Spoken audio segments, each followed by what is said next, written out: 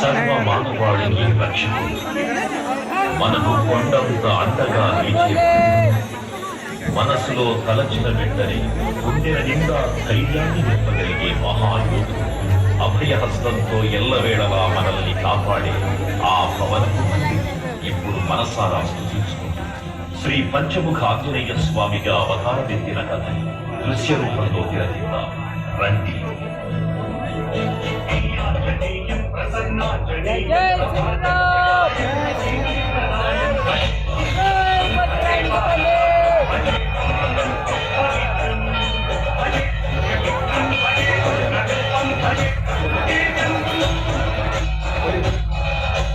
అది రామాయణ మహాయుద్ధం భీకరంగా సాగుతున్నది.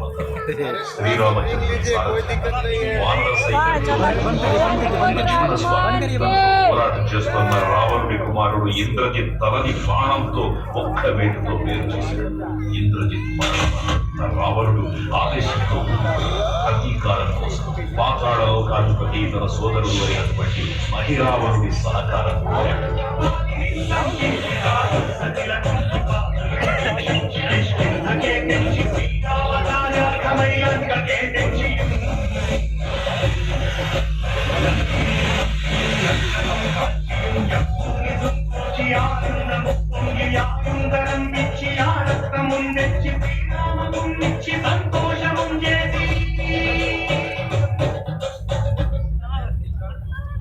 తన ప్రభువులను కాపాడుకోవడానికి వాయువేగంతో పాతాళలోకానికి చేరుకున్న ఆంజనేయ స్వామి సగం మొసలి సగం వానర రూపంలో ఉన్న వింత జీవి ముఖద్వారం వద్ద కాపలా కాసుకుంటాడు. ఆ జీవి మకర ధ్వజుడు అనే తన మహాసముద్రాన్ని దాటుకుందని నీటిలో పడ్డ వేదవిందు ఒక మొసలి గ్రహించడం వల్ల జన్మించాడని తెలుసుకొని ఆశ్చర్యపోతాడు.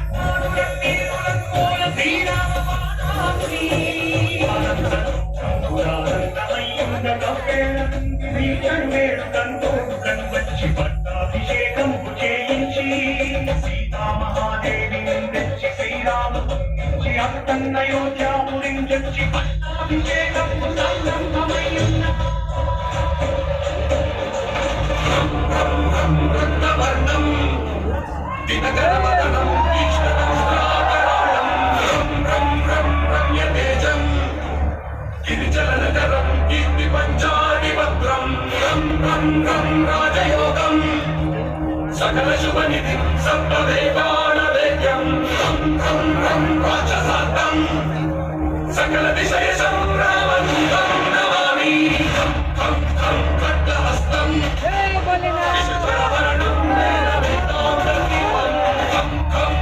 ఖడ్గరూపం విభువన నిలయం దేవదాసు ప్రకాశం కల్పవృక్షం మణిమయమతుటం మాయమాయా స్వరూపం కాలచక్రం సకల విషయ సంగ్రామం నమామి.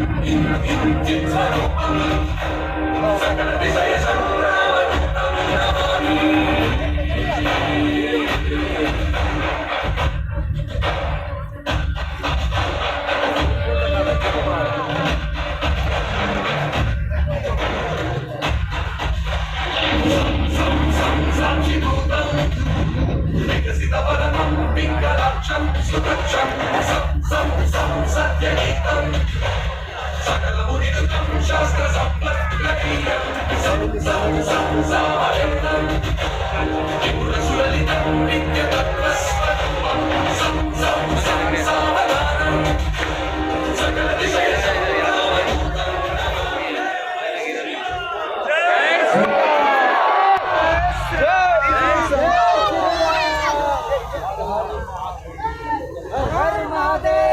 कृपया धीरे धीरे आगे बढ़ते रहेंगे जिन्होंने लेकर का आनंद ले लिया है